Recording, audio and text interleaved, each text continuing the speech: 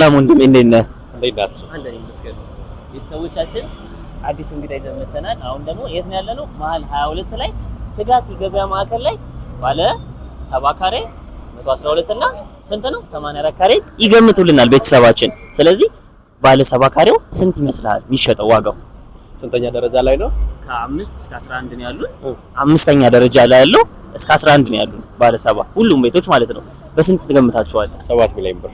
ስንተኛው ነው? 70 ካሬውን 70 ካሬውን ስድስተኛው ሰባተኛው ላይ ያለው 7.5 7 እንደዛ ገምተዋል። 84 ካሬውን ስንት ትገምተዋለህ? 8.2።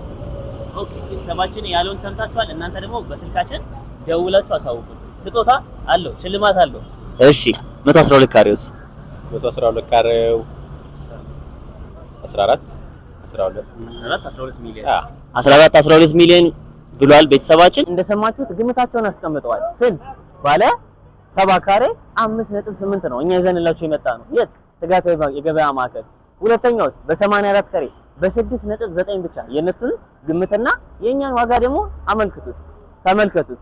በ112 ካሬስ በስንት ብለዋል እነሱ? የገመቱትን ሰምታችኋል። እኛ ደግሞ በ9.2 ሚሊዮን ብር ብቻ በዚህ ርካሽ ዋጋ ይዘንላችሁ መተናል። የራሳችሁ የግሎ ማድረግ ይችላሉ። ከስር ስልካችን አለ በ0916 925650 የግሎ ማድረግ ይችላሉ። ይመቻችሁ።